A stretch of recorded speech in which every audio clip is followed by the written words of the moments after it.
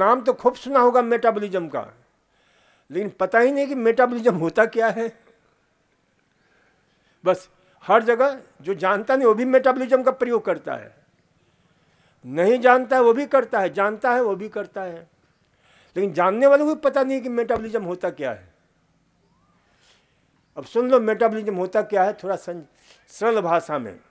खाना खाते हो तो उस भोजन का पाचन होता है, इंजेशन होता है। पहला शब्द बोलते हैं मेडिकल साइंस की भाषा में इंजेशन, यानी उसे हम ग्रहण करते हैं। ग्रहण करने के बाद उसका पाचन होता है, पाचन करने के बाद जो उसका एब्जॉर्प्शन होता है, जो उसके सार तत्व हैं शरीर उसे एब्जॉर्ब करता है, और सार तत्व जो शरीर के अंदर चला गया तो फिर उसका एसिमिलेशन होता है, यानी हमारे शरीर का हिस्सा बनता है। रस, रक्त, मांस, मज्जा, मेद, अस्थि, ओज, वीर्य, तेज, इसको क्या बोलते हैं? एसिमिलेशन। और जो असार तत्व है, जो अवशिष्ट पदार्थ है, जो मल के रूप में शरीर उसे विकार को निकाल बाहर करता है, मल के रूप में, पेशाब के रूप में, पसीने के रूप में, तो उसमें कुछ इनकी एंड प्रोडक्ट होते हैं, मेटाबोलाइट्स उसको बोलते हैं। और फिर जो खाते हो वो शरीर का हिस्सा बनता है, उससे हमें शक्ति मिलती है। जैसे आप एक्सरसाइज किए हो 2.5-3 घंटे, तो शरीर में क्या हुआ है? टूट फूट हुआ है।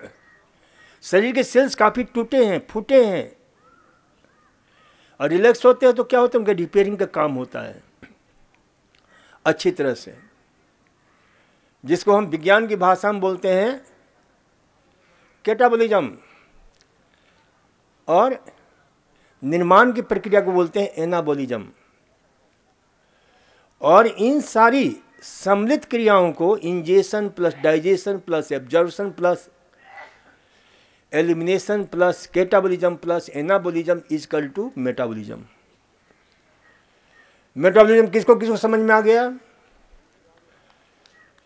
तो ये मेटाबॉलिज्म जो है ना, जब सही ढंग से काम हमारा करता है तो हम स्वस्थ होते हैं, हमारा शानदार ढंग से खून का निर्माण होता है, हड्डियों का निर्माण होता है, स्वास्थ्य हमारा उन्नत होता है। तो इसलिए जो है इस मेटाबॉलिज्म को सही रखने में हमारा ये जो थायराइड है ना, बहुत बहुत उपयोगी है। ये महान ग्रंथि है, और ये इसके अंदर क्या है? तो jelly like colloidal सेप्ड, jelly like जो है ना सेल्स हैं, और वो कैसे हैं? जेली स्पंजी, जैसे स्पंज में पानी रख देते हो सोख लेता है, हाथ डालते हो तो उस पानी लग जाता है, तो वैसे ही इसे स्पंज में जो ना रस निकलता रहता, बहुत थोड़ा थोड़ा थोड़ा थोड़ा, और ये रस निकलता है तो हमारे शरीर के मेटाबॉलिज्म को सही रखता है, आपका वजन नहीं बढ़ने देता है, भूख अच्छी तरह से लगती है, आपके हार्ट अच्छी तरह काम करता है, हड्डियाँ अच्छी तरह काम करती है, शरीर का यानी हमारा कार्डियोवास्कुलर सिस्टम जो है बहुत अच्छे से रेगुलेट होता है। और जहाँ इस थायराइड में गड़बड़ी आई है, ये सारी व्यवस्थाएं अस्त व्यस्त होने लगती है, आर्थराइटिस होने लगता है, कोलेस्ट्रॉल लिपिड प्रोफाइल डिस्टर्ब हो जाता है, हार्ट की कार्य फंक्शन डिस्टर्ब हो जाते हैं, क्योंकि ये पूरा मेटाबॉलिज्म को, चाहे कार्डियक मेटाबॉलिज्म हो चाहे कोई भी, पूरे सिस्टम के हमारे जो है ना अस्त व्यस्त कर देता है।